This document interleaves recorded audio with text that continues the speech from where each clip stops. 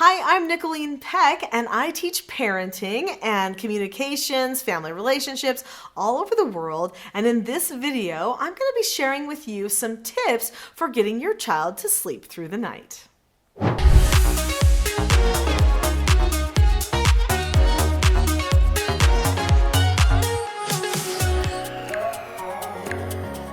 I don't think there's anything more frustrating to a tired parent than when the child won't go to sleep or when the child wakes up in the middle of the night repeatedly. That's so hard. In this video, we're going to be talking about what to do to prepare the child to go to sleep and stay there, but then also what to do if the child wakes up in the middle of the night and how to handle that in a loving and supportive way and also help them to go back to bed.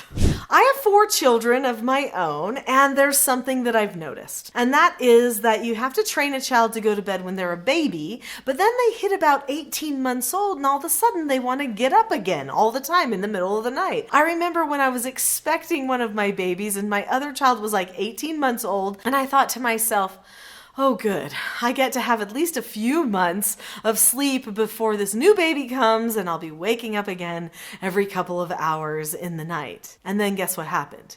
My 18-month-old son started waking up all the time, right before the baby came. I thought, no, what's going on? So this is a normal occurrence that can happen. In fact, lots of times during times of growth. So you know when there's those growth spurts that happen, sometimes children are more restless and don't sleep as well when they're having a growth spurt. So you do need to recognize that that can be a thing. And right around 18 months, that's a big growth spurt time. They also start thinking about a lot more things. So as the brain matures, it's going to have more of a tendency to get caught in thought, right?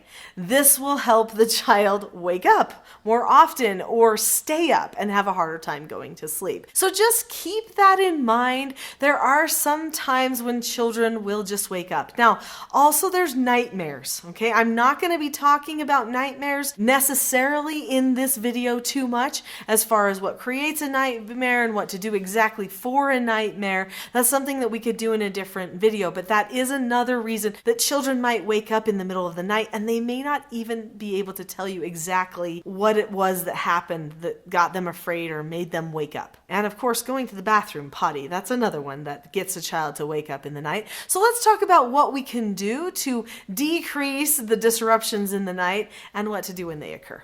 How do we decrease the disruptions in the night? Well, we prepare the person to go to bed. When my children were little, I taught them a skill. So I'm all about skill sets because I teach self-government. So I teach parents all kinds of things like how to teach their child to follow instructions, to accept no answers, to disagree appropriately, things like that. And so I thought, well, I think we need to teach a skill set for going to bed. Now, technically, going to bed is the following instruction skill, but I wanted to make it even more specific to that go to bed time. So what I did is I took my toddlers in the day and I would say, now it's not really bedtime, but we're going to play a game that's called It's Time for Bed. Do you want to play it with me? And then every time we do it really well, then we're going to have a treat.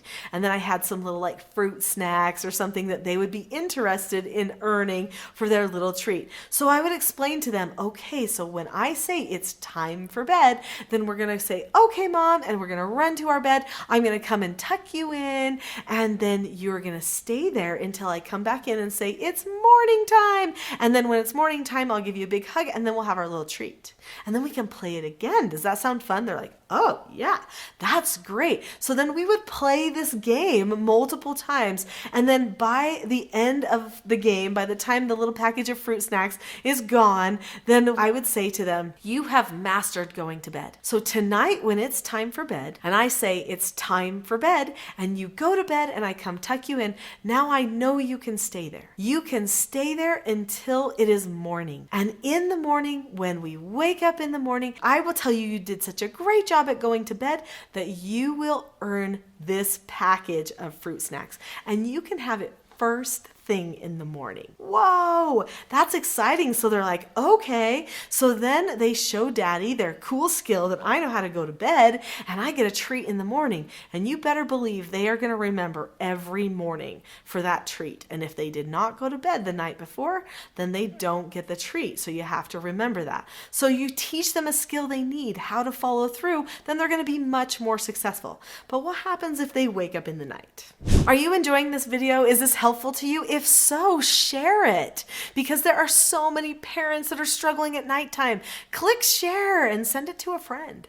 So what do you do if they wake up in the middle of the night? There are some key things that you can do to make sure it doesn't take as long. We can't always stop a person from waking up in the night, but there are things that we can teach them and things that we can do that make it so it doesn't disrupt you or them as much. If the child becomes too disrupted when they wake up in the night, then their chance of falling asleep again decreases.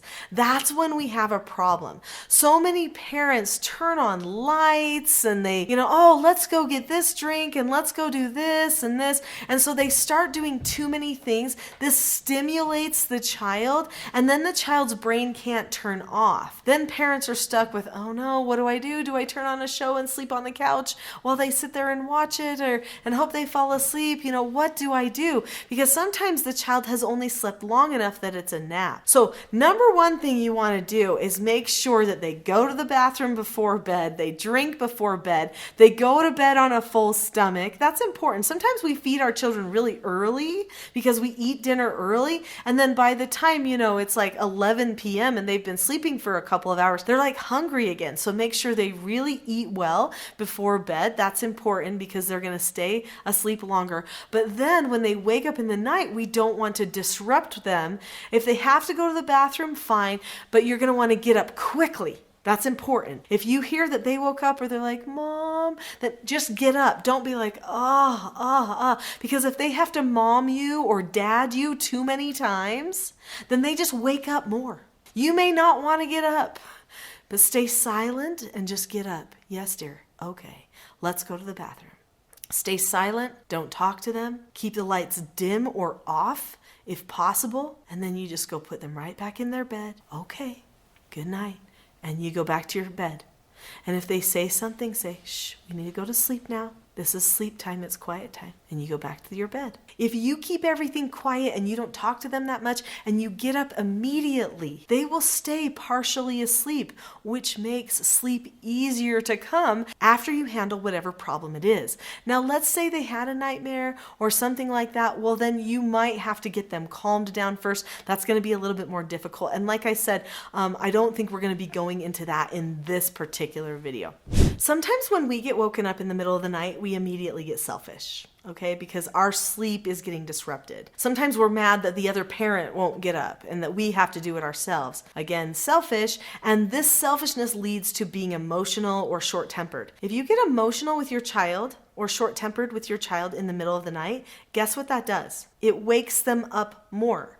It stimulates them. It makes them think, why are they mad at me? What did I do? I don't like this. It stimulates anxiety. If you produce anxiety in your child, they're going to stay awake longer. So be calm, not emotional. So important. In fact, tell yourself, I'm not affected by this. Sleep is just sleep. I can take a little teeny nap in the day later if I have to. Resting and being calm and quiet is half of the battle on sleep, right? So it's okay if I'm not in full REM right now.